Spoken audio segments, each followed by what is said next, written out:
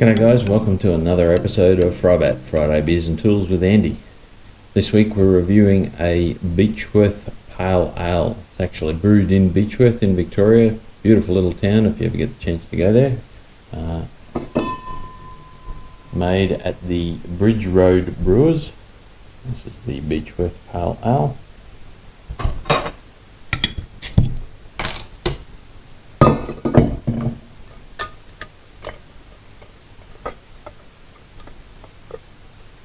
Happy Friday.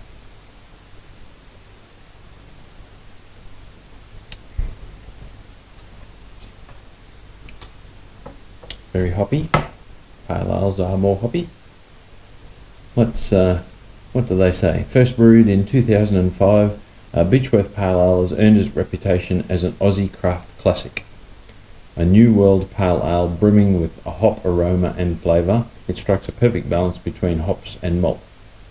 Low bitterness and a clean finish make this a sessionable yet full flavoured pale ale that continues to stand the test of time. It's a 4.8% beer, so that makes this stubby a 1.2 standard drinks.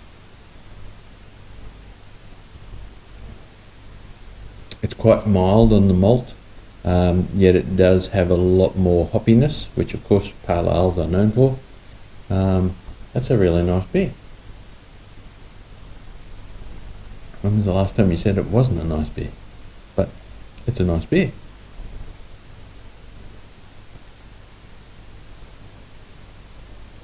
It's probably one of the nicer pale ales for me. A lot of the craft beers, of course, have a little bit more love and attention given to them. So, can I recommend the Beechworth Pale Ale? My oath. On my spanner rating, let's give it a solid 4.5 out of 5.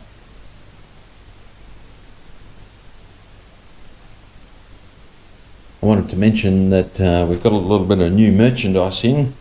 This is the new t-shirts that I've got. I will be ordering them as required, so I don't have any in stock, but this is the new design, has the Instagram logo on the front.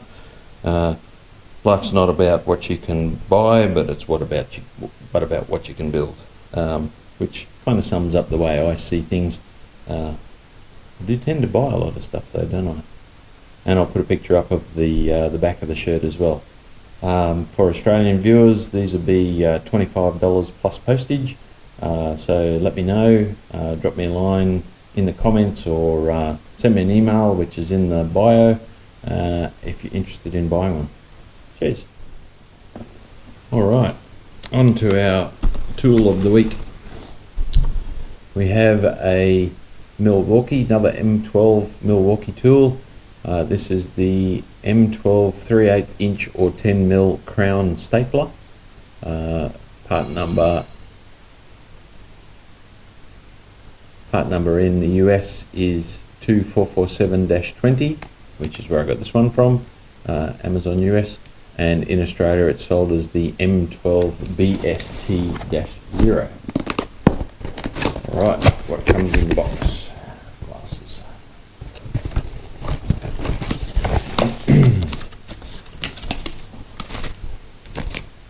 Operator's manual. Milwaukee tools come with a 5-year warranty now.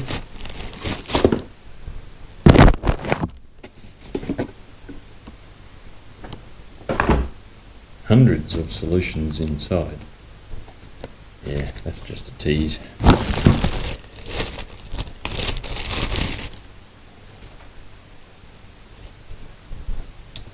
Very nicely made unit.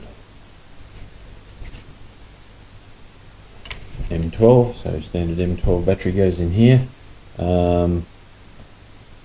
This is $185 from Total Tools or Sydney Tools or one of those in Australia, fairly standard pricing there. However, I purchased this one from Amazon US and it landed at $155, so that's a significant saving.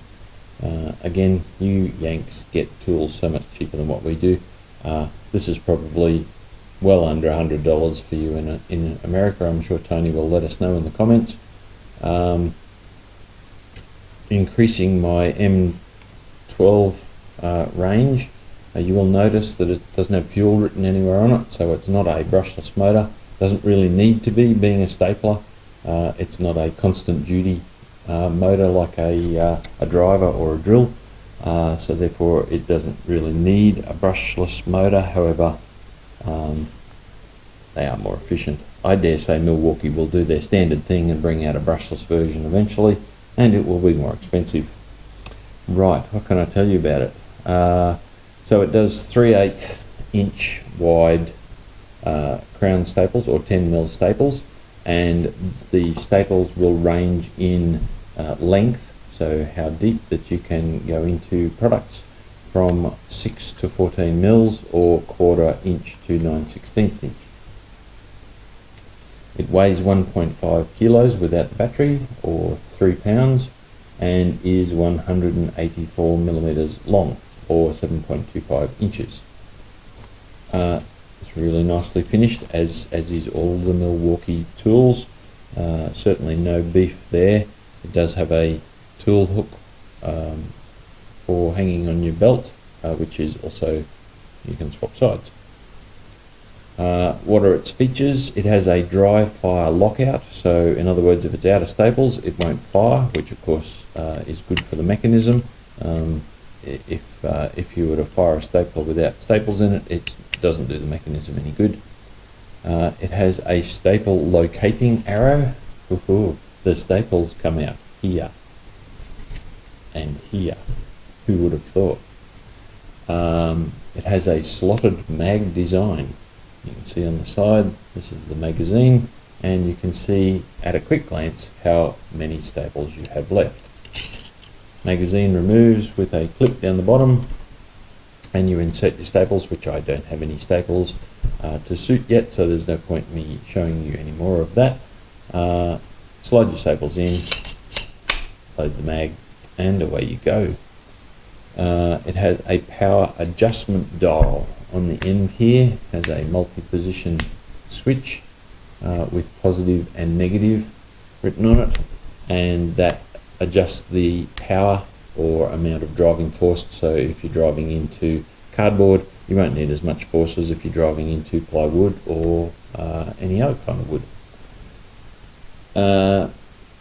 It has a sequential and contact actuation trigger. So what that means is when you apply the unit, you can either have it so that when it touches the unit it actually fires a staple, or you can pull the trigger, and each time you pull the trigger it's a semi-automatic. Belt hook, mentioned that. They recommend that it will do 1500 staples on the smallest of the M12 batteries, the 1.5 ampere hour battery. So that keeps it nice and light, relatively, and yeah, that's pretty impressive and amazing. So that's Milwaukee's M12 10mm or 3/8 inch crown stapler. Another excellent addition to my M12 range. Part number 2447-20 in the States, or if you're going into a shop in Australia to buy it, an M12 BST-0. And I believe they do come in the kit as well with the charger and batteries if you don't have any other M12 tools. Rightio. Let's do value first.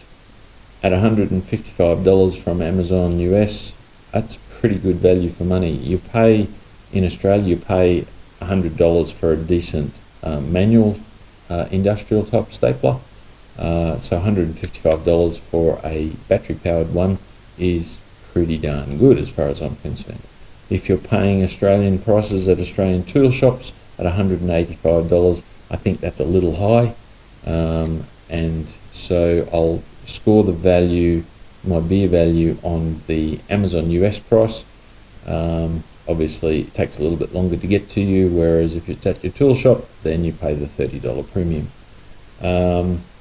So at the Amazon price, value for money, I give this a 4 out of 5 beers for value. For functionality, I haven't got any staples yet to try in it, so it's only, in fact I'll leave that and I'll give you a follow-up on this. This will be another one of those follow-ups where I've actually got to use it after a while and let you know. So we'll come back to the functionality score for the M12 Milwaukee stapler. Very nice.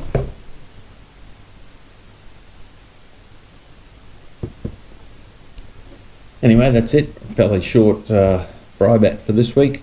I hope you enjoyed it. Please like, share and subscribe as per usual, all usual stuff. And we're coming into the Christmas period, so my uploading of content might be a little bit sporadic as we come into the Christmas holidays, but I'll endeavour to keep the FriBaTs coming at least up to Christmas. Anyway, thanks for watching. See you next week.